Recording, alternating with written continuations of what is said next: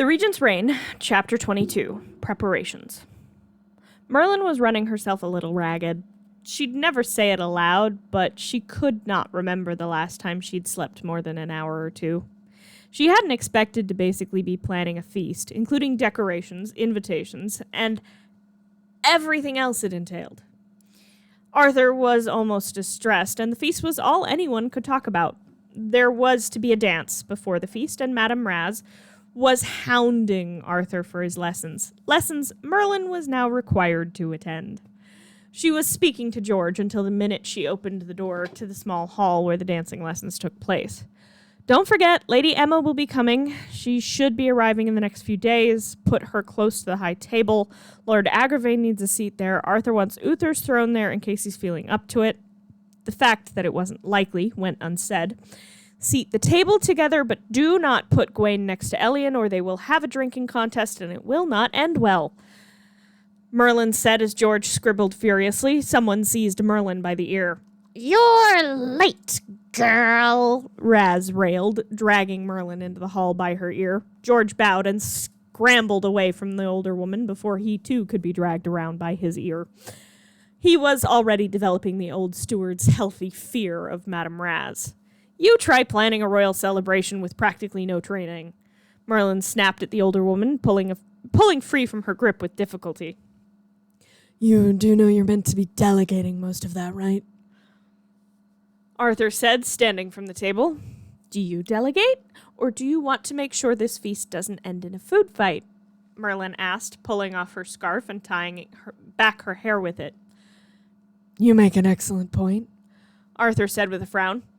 You know, I could find someone else to do your regular job while this is going on, he suggested. Merlin rolled her eyes. Trying to get rid of me, are you now? She teased. George is going through a few servants who can take over your laundry and the like. We haven't found anyone quite up to snuff yet. One of these days, you're going to let me make you a lady. Gwen agreed. Why won't you? Arthur asked, taking Merlin's hands. I have my reasons, Arthur, Merlin said. He opened his mouth to continue the argument they'd had half a dozen times, but it snapped shut when Raz slammed her cane on the floor. "You may argue rankings later. Now we dance," she said, motioning for the few musicians in the room to begin playing. Hours later, when they were done and Raz had slunk off, grumbling about Arthur's footwork and Merlin's slips in rhythm, Arthur grabbed Merlin's hand before she could leave. Have the kitchens bring up an extra plate tonight. I want to have dinner with you. And please wear the purple dress to the Samhain feast. I want to dance with you. Can't go making a fool of myself in front of half the nobility as Prince Regent. Many would say dancing with a servant would be a good way to do that, Merlin pointed out. Well, many can pick up my gauntlet if they wish. Our courting is hardly a secret. I will not change that now or ever.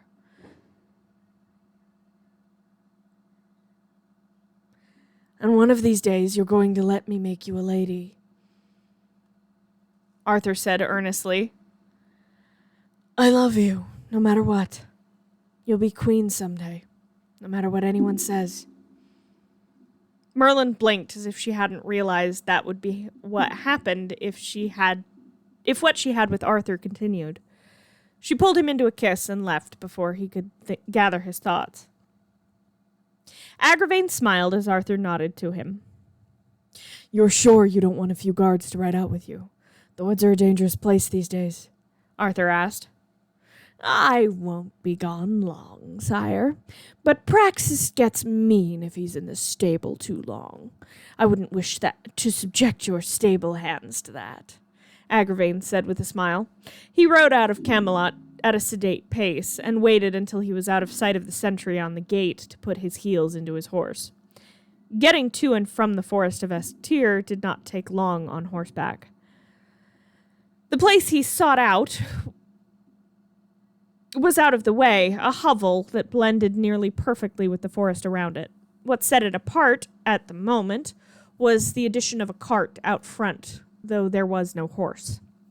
My ladies, he called, dismounting and tying Praxis to a low-hanging branch. You nearly missed us." A voice from the hut called as the door opened. She looked a far cry from the lady she had been. Her hair, which had been carefully controlled curls, was frizzy and nearly matted near the ends. Her green eyes gleamed, and her dress, black as night, had a few carefully stitched tears in the skirt. "What kept you?" "Your dear brother is quite protective of his beloved uncle," Agravaine said with a smile. Morgana's smile turned wicked. "As he should be. After all, when have you ever given him reason to doubt you?" she said mockingly. Agravaine nodded. "Sister." The call came from inside the hut, and both of them rushed inside.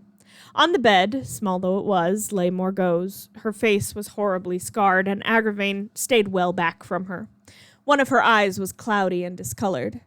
She had not been doing well since the fall of the Immortal Army.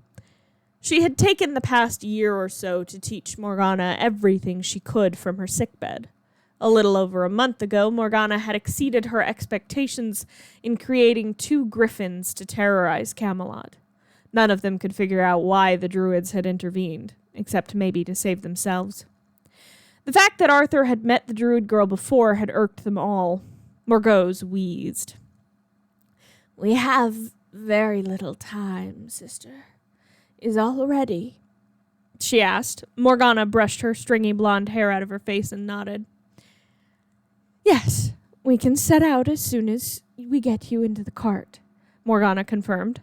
Swallowing his distaste for her disfigured face, Agravaine stepped forward. "Let me help. The trip will be hard enough on both of you," he offered, and Morgause nodded, allowing Agravaine to pick her up and carry her out into the cart.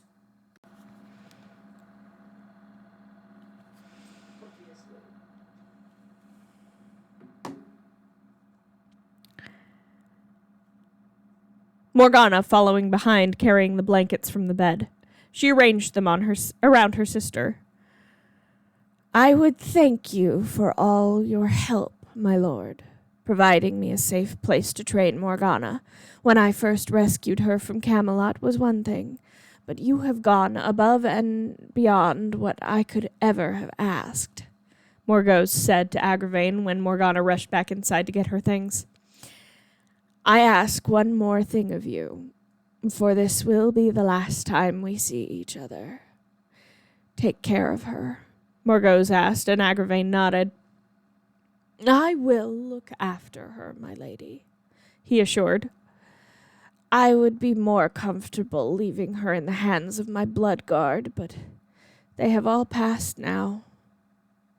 I will see them soon enough," she said with a small smile. Agravaine nodded.